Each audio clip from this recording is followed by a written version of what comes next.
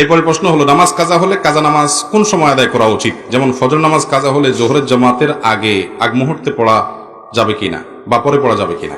দেখুন, যদি ফজরের নামাজ কাজা হয়, এটা জোহরের আগে না, বরং কাজা হয়েছে ফর এক্সাম্পল আপনি ঘুম থেকে উঠতে পারেন না, অ্যালার্ম দিয়ে রাখছেন তাও উঠতে পারেন না, গভীর ঘুম হয়ে গেছে, অ্যাক্সিডেন্টলি এরকম হঠাৎ একদিন হয়ে গেছে, তাহলে যখন ঘুম ভাঙছে তাড়াতাড়ি করে উযু করে আগে নামাজ পড়ে ফেলবেন। কারণ হাদিসে আসছে, নবী করিম সাল্লাল্লাহু আলাইহি ওয়াসাল্লাম বলেছেন, মান নামা আন সালাতিন আও নাসিহা ফালইউসাল্লিহা ইযা যাকারহা ফাইন্না যালিকা ওয়াক্তুহা।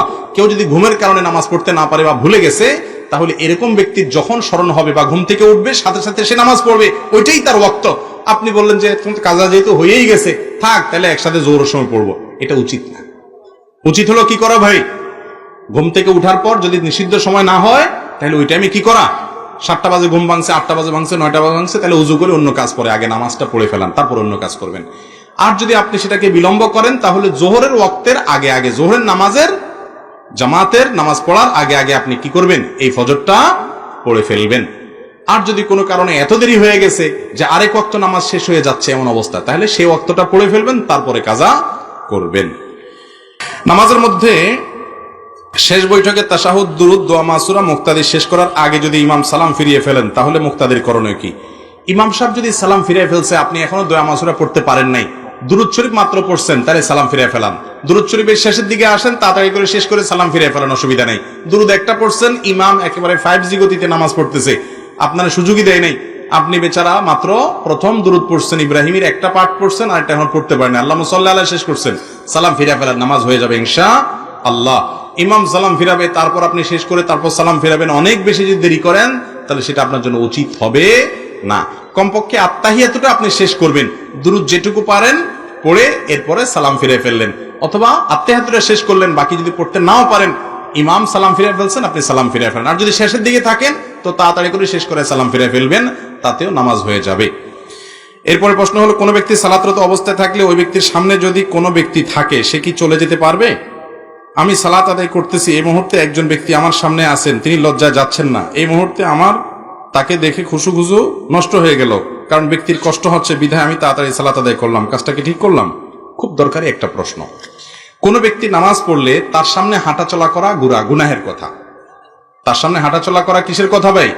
নবী করিম সাল্লাল্লাহু আলাইহি সাল্লাম বলেছেন, নামাজি ব্যক্তির সামনে হাঁটাচলা করা কত ডেঞ্জারাস অপরাধ, এটা যদি তোমরা জানতা তাহলে সামনে প্রয়োজনে হাঁটাচলা না করে এক পাশ থেকে আরেক পাশে যাওয়া, এইরকম পরিস্থিতিতে 40 পর্যন্ত অপেক্ষা করতে, অর্থাৎ 40 দিন বা 40 বছর বা 40 ঘন্টা পর্যন্ত দাঁড়ায় থাকতা, তারপরেও ক্রস করতা না, কারণ নামাজের সামনে ক্রস করা এটা এতটা গুনাহের কথা।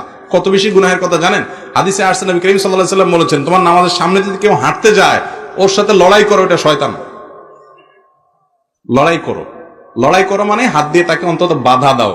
এই বাধা দেওয়ার একটা দৃশ্য আমি মসজিদে নববীতে দেখেছি একবার, মানে আমাদের কাছে দেখে হাস্যকর মনে হবে, কিন্তু হাদিসের উপর সরাসরি আমল করা। সেটা হলো, এক আরাবিয়ান নামাজ পড়তেছে, সামনে দিয়ে রিয়াদুল জান্নাতে মদিনা মসজিদে নববীতে সামনে দিয়ে আরেকজন হুট করে চলে যাচ্ছে, সে এরকম হাত বাইর করে দিছে, লোকটা তারপরও পাত্তা দেয় নাই, পাত্তা না দিয়ে আবার যাইতে নিছে, এরকম কলার ধরে একটা মোচড় দিল, সে বেচারা দপাস করে পড়ে গেছে, নামাজের মধ্যে আছে।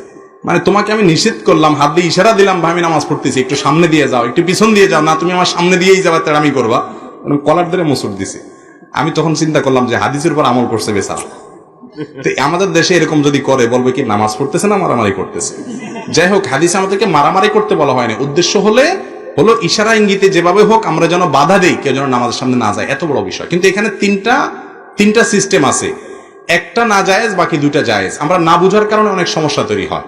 একটা হলো মুরুর, এটা না জায়েজ, আরেকটা হলো সুউদ, এটা জায়েজ, আর একটা হলো নুজুল, এটাও জায়েজ। মুরুর কোনটা? হাদিসে মান মাররা বাইনা ইয়াদাইল মুসাল্লি এরকম আসছে, মুসল্লি বা নামাজি ব্যক্তির সামনে যদি ক্রস করেন সেটা নিষেধ। ক্রস কোনটা? নামাজি এই লেভেলে আছে, আপনি এই পাশে আছেন, এই পাশ থেকে আপনি ওই পাশ গেলেন, তাহলে এটা ক্রস হলো, অথবা আপনি এই পাশে আছেন, সেখান থেকে এই পাশে গেলেন, তাহলে এটা কি হলো? ক্রস হলো, এটা নিষেধ। নামাজি ঠিক বরাবর সামনে আপনি বসে আছেন, একদম বরাবর স্ট্রেট, তাহলে আপনি যদি উঠে আস্তে করে এক পাশে চলে যান, ডানে বা বামে, এটা কিন্তু নিষেধ না, এটাকে বলা হয় নুজুল, নামা, চলে যাওয়া।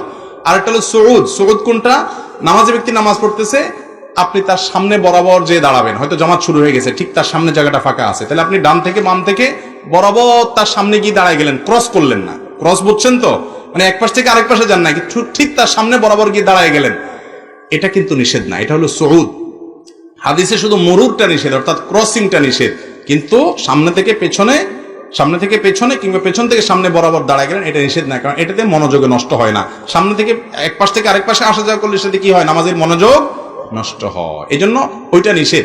অনেকে আছে পিছনে নামাজ পড়তে শেষে বসে কই মাছের মাথা চাবায়, কই মাছের মাথা চাবানো বুঝছেন, মানে খুব বিরক্তির প্রকাশ করতে থাকে। তো ঠিকই তো, পিছনে বেচারার নামাজ তো তখন নষ্ট হয়ে যায়। আরে তুমি এত কই মাছের মাথা চাপাইতেছো কেন ভাই, তুমি উঠে গেলেই তো হয়, তোমার তো উঠার সুযোগ আছে। এটা না বোঝার কারণে অসুবিধা হয়।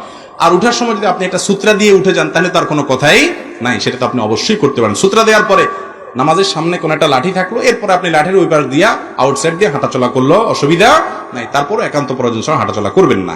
আর যিনি নামাজে দাঁড়িয়েছেন তার উচিত হলো, কর্তব্য হলো, তার সামনে মানুষের হাঁটাচলা ব্যাঘাত হতে পারে, তিনি লম্বা নামাজের নিয়ত করবেন, এরকম যদি থাকে তাহলে অবশ্যই তিনি নিজে সূত্রা রেখে তারপর নামাজ পড়বেন।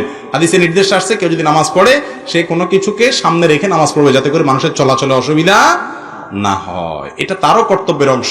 আর যারা চলাচল করবেন তারাও এই বিষয়টাতে অ্যালার্ট করবেন। অনেকে আছে এটা খেয়াল করে না, মসজিদের মাঝখানে বিসমিল্লাহ আল্লাহু আকবার দাঁড়ায় গেছে, মানুষ কেমনে চলাচল করবে না করবে কোনো হুরদিশ নাই, এটা দায়িত্ব জ্ঞানহীনতার কাজ। তারও কর্তব্য সেভাবে দাঁড়ানো। যদি কোনো ইমাম তাকবীরে তাহরিমার পর সানা না পড়ে কেরাত শুরু করে, ওই ইমামের পিছনে নামাজ পড়া কতটা যুক্তিসঙ্গত? ইমাম সানা না পড়ে দিয়ে কেরাত শুরু করে, মানে আল্লাহু আকবার বলেই শুরু করে দিয়েছে আলহামদুলিল্লাহ বলে আলামিন, আপনি বুঝতে পারছেন যে ইমাম সাহেব সানা পড়েন নাই, তাতে নামাজ হয়ে যাবে। কিন্তু নিয়মিত যদি এরকম করেন তাহলে এটা ইমাম সাহেবের কোনো ভালো গুণ না। ওই ইমাম সাহেবকে নসিহত করা উচিত যে হুজুর, নামাজের মধ্যে প্রতিটা সুন্নত আদায় করলে নামাজটা পারফেক্ট হয়, পূর্ণতা পায়, আপনি কেন অপূর্ণাঙ্গ রাখবেন, তাকে বুঝাবেন। তারপরে যদি তিনি না করেন আপনার নামাজ হয়ে যাবে, কোনো অসুবিধা নেই, ওনারও নামাজ হয়ে যাবে। কারণ সানা পড়াটা ফরজ না ওয়াজিব? নামাজের মধ্যে শুরুতে সানা পড়াটা ফরজ না ওয়াজিব? সুবহানাকাল্লাহুম্মা পড়া কি ফরজ? ফরজও না ওয়াজিবও না। যার কারণে এটা যদি ছুটে যায় তাতে নামাজ হবে না, ব্যাপারটা সেরকম না। কিন্তু সুন্নত ছাড়া নামাজ হলো, ইচ্ছাকৃত এরকম যদি প্রায় সময় করেন তাহলে এটা ত্রুটিপূর্ণ নামাজ হলো, লবণ ছাড়া তরকারির মতো, তরকারি হয়ে গেল কিন্তু লবণ ছাড়া থাকলো, এটা তো ভালো জিনিস না। সেই জন্য ইমাম সাহেবকে নসিহত করতে হবে। আর কর্তৃপক্ষ যদি দেখে যে না ইমাম সাহেব সবসময় এরকম করেন তাহলে তাকে বাদ দিতে হবে। হ্যাঁ, এরপরে প্রশ্ন হলো মাজারে কি কোনো ইবাদত আছে? ভাই মাজারে কোনো ইবাদত আছে? মাজারে ইবাদত আছে, একটা আমল আছে, সেটা কি? মাজার মানে জিয়ারতের জায়গা, মানে কবর। যে কোনো কবরকে কি বলা হয়? মাজার, মানে জিয়ারত করার জায়গা। কবরস্থানে গেলে একটা আমল আছে, এটা হলো কবর জিয়ারত। সে আমলটা কি ভাই? কবর জিয়ারত। সালামুন আলাইকুম দারা কওমিন মুমিনিন ওয়া ইন্না ইনশাআল্লাহু বিকুম লাহিকুন, নাসাল্লাহু লানা ওয়া লাকুমুল আফিয়া। হে ঈমানদার বাসিন্দা যারা এই কবরে শুয়ে আছো, তোমাদের প্রতি শান্তি বর্ষিত হোক, আমরা তোমাদের পেছনে আসতেছি, আমরাও এই জায়গায় আসবো, তোমরা আগে গেছো আমরা পরে আসবো। আল্লাহর কাছে তোমাদের সুখ শান্তি প্রশান্তি আখিরাতের জীবনে এটা দোয়া করি, কামনা করি। বাস এই দোয়া পেশ করবেন, এটাই হলো কবরে যাওয়ার আমল। কবরে যাওয়ার পর সেখানকার মানুষের কাছ থেকে কোনো কিছু চাওয়া, দোয়া করা, মোমবাতি আগরবাতি জ্বালানো, ফুল দেওয়া, এরকম কোন আমলের কথা কোরআন হাদিসে নির্দেশ করা হয় নাই। সেখান থেকে যদি কিছু পাওয়া যাবে, তার কাছে অলৌকিক শক্তি আছে, আপনি বিশ্বাস করেন, তাহলে সেটা আপনার ঈমানের জন্য ক্ষতিকর বিশ্বাস। এটা কোনো মুসলমানের বিশ্বাস হতে পারে না। ওয়াইদা সাআলতা ফাসআলিল্লাহ ওয়াইদা ইসতাআনতা ফাসতাঈন বিল্লাহ। নবী সাল্লাল্লাহু আলাইহি ওয়াসাল্লাম বলেছেন, কিছু চাইলে আল্লাহর কাছে চাইবা, সাহায্য চাইলে আল্লাহর কাছে সাহায্য চাইবা। আল্লাহ তাআলা আমাদেরকে বুঝার এবং আমল করার তৌফিক দান করুন।